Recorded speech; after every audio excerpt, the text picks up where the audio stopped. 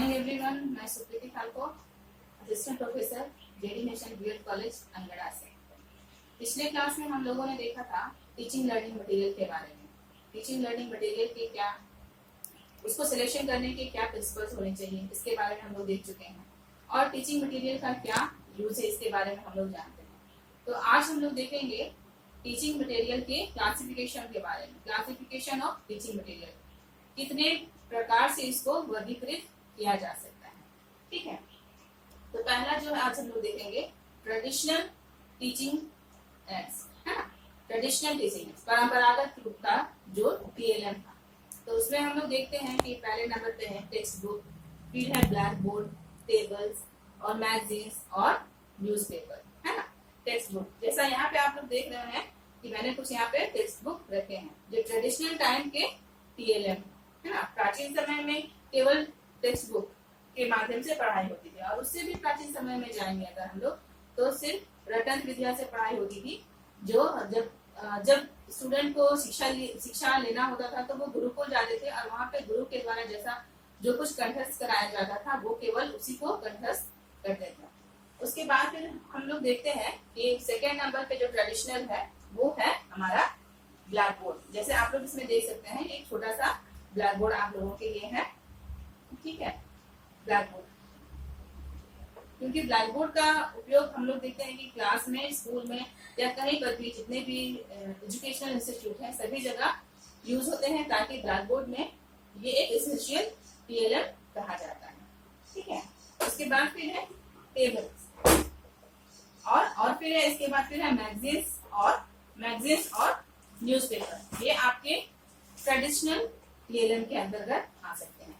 ये न्यूज़पेपर है जो बहुत पुराने समय से है, बहुत पुराने समय से न्यूज़पेपर हम लोग देखते आ रहे हैं, और इसमें जो कुछ भी जानकारी हम लोगों को मिलती है इसके बारे माध्यम से हम लोग पढ़ाते हैं या सीखते हैं, जानने नई जानकारियों को प्राप्त करते हैं। साथ ही विभिन्न प्रकार के मैगजीन्स भी हम लोग देखते हैं जो हमेशा हम लोगों को या फिर मंथली और ईयरली भी हम लोगों को प्राप्त होते हैं। तो अगला जो क्लासिफिकेशन है वो है ऑडियो विजुअल एड्स, है ना।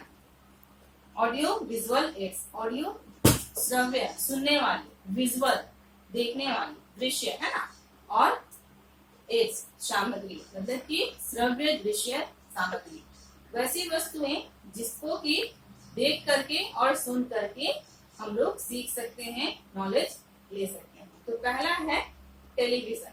ठीक है, जैसे आप लोग यहाँ पे देख रहे होंगे कि यहाँ पे टेलीविजन चल रहा है, तो हम लोग देखते हैं कि टेलीविजन में हम लोग जैसे देख रहे हैं यहाँ पे कुछ लोग हैं जो एक्सरसाइज कर रहे हैं। इसी तरीके से और भी बहुत सारे प्रोग्राम्स आते हैं जो जिसके माध्यम से हम लोग सीखते हैं। कई एजुकेशनल प्रोग्राम्स आते हैं, कई सोशल होते हैं, पॉलिटिकल होते हैं। इस तरह से कई तरह के प्रोग्राम जो होते हैं टीवी पे आते हैं जिसके माध्यम से हम लोग सीखते हैं।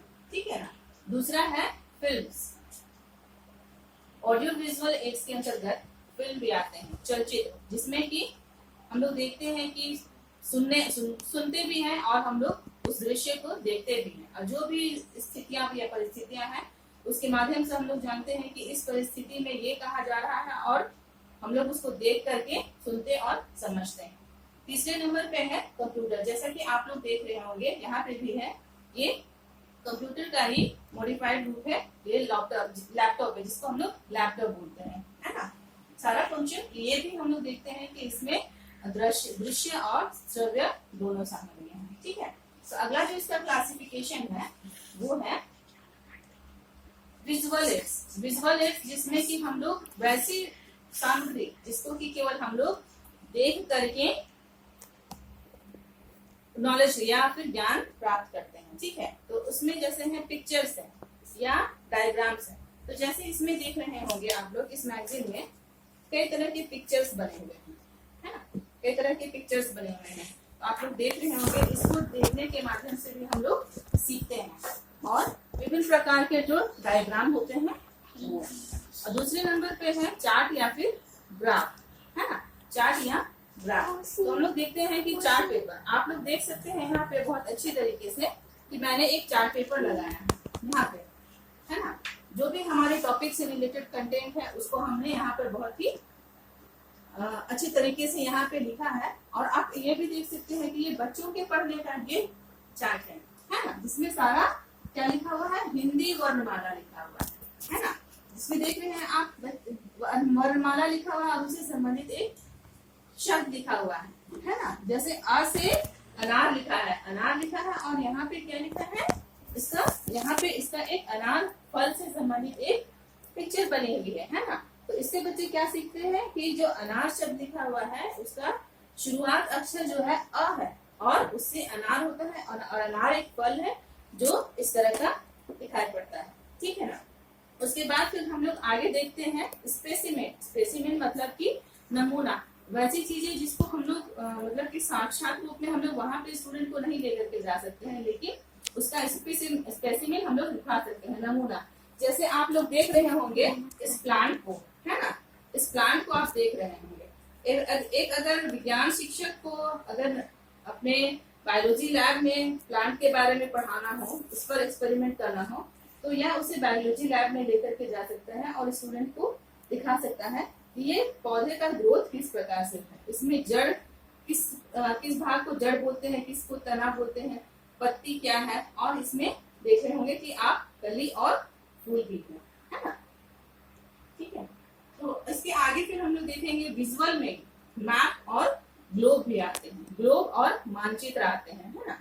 तो ग्लोब, भारत की अगर हम भारत का मानचित्र देखें तो उनके विभिन्न स्थितियों को देखने के लिए या उनकी दिशाओं को जानने के लिए हम लोग मानचित्र का उपयोग करते हैं, या फिर ग्लोब का इस्तेमाल करते हैं, ठीक है। या फिर हम लोग देख सकते हैं कि कैसे अगर पूरे विश्व को हम लोगों को देखना है तो कैसे हम लोग जानते हैं कि पूरा विश्व एक ग्लोब में कैसे किस तरीके से गोल तरीके से उसको दर्शाया गया है। आगे हम लोग देखते हैं इसमें ऑडियो एड्स, है ना, वैसी सामग्री जिससे हम लोग केवल सुन करके नॉलेज लेते हैं। जैसे इसमें देख रहे होंगे आप, पहला है रेडियो, हमारे पास में रेडियो भी है ना। रेडियो, रेडियो एक ऐसा साधन है जिससे हम लोग केवल सुन करके जानकारी प्राप्त करते हैं। हमेशा आए दिन कुछ ना कुछ रेडियो में प्रोग्राम होते रहते हैं, हम लोग हमेशा सुनते हैं हमारे पीएम नरेंद्र मोदी जी की बात, मन की बात, है ना। तो हम लोग उसको रेडियो पे वो सुनाया जाता है, या कई ऐसे शैक्षिक कार्यक्रम होते हैं जो रेडियो पे आए दिन आते हैं, जो हमारे स्टूडेंट्स के लिए सहायक हो सकते हैं। दूसरा है ग्रामोफोन, जिसके माध्यम से हम लोग सुनते हैं, है ना। और एक हम लोग चीज देख रहे हैं यहाँ पे, ये है एक स्पीकर, ठीक है ना। टेप रिकॉर्डर के साथ में हम लोग इसको यूज करते हैं। अगर किसी कारणवश किसी बच्चे का क्लास छूट जाए तो उस दिन की क्लास को टेप रिकॉर्डर में रिकॉर्ड किया जाता है और उसको बाद में हम लोग सुन सकते हैं। अगर बड़े संख्या में स्टूडेंट है और उनको सुनाना हो तो हम लोग स्पीकर का यूज करते हैं, है ना, ताकि वो सभी को आसानी से आराम से सुनाई पड़ सके। और इसके साथ ही हम लोग देखते हैं कि ये आपका हम लोग देखते हैं कि कितने तरह के टेली लेक्चर्स होते हैं। जैसे अभी के लॉकडाउन के समय में हम लोग देख रहे हैं कि ऑनलाइन क्लासेस चल रहे हैं या टेली कॉन्फ्रेंसिंग के माध्यम से भी क्लासेस चलाए जा रहे हैं। तो ये सारे ऑडियो एड्स के अंतर्गत आते हैं, ठीक है। आगे है कम्युनिटी रिसोर्सेज, उसमें है पहला नंबर पे फील्ड ट्रिप। इकोनॉमिक्स के क्षेत्र में फील्ड ट्रिप भी कराया जाता है ताकि स्टूडेंट्स को बताया जा सके। जैसे किसी एग्रीकल्चर की ही पढ़ाई हो रही है तो हम किसी एग्रीकल्चर फील्ड में लेकर के उनको जा सकते हैं और दिखा सकते हैं कि खेती का कार्य किस प्रकार से होता है।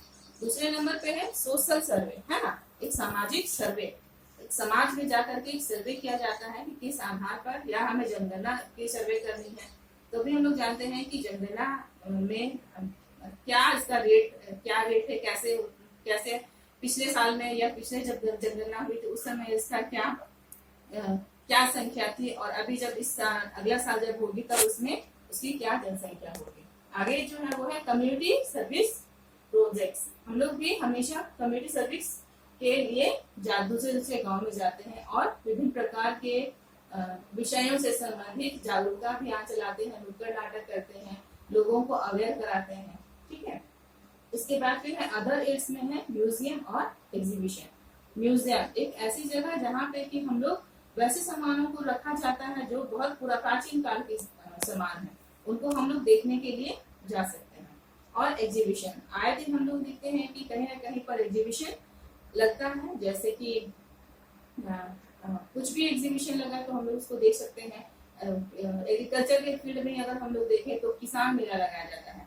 किसान उस मेला में आते हैं और अपने द्वारा जो भी उपजाया गया है उसको वो प्रदर्शन के लिए लाते हैं कि हमारे यहाँ जो कुछ भी जिसके यहाँ जो भी फल या सब्जी जिस मात्रा में हुई है या जिसका ग्रोथ हुआ है या बहुत ज्यादा संख्या में वो बढ़ी हुई है, तो उसको वो दिखाने के लिए लेकर के आते हैं।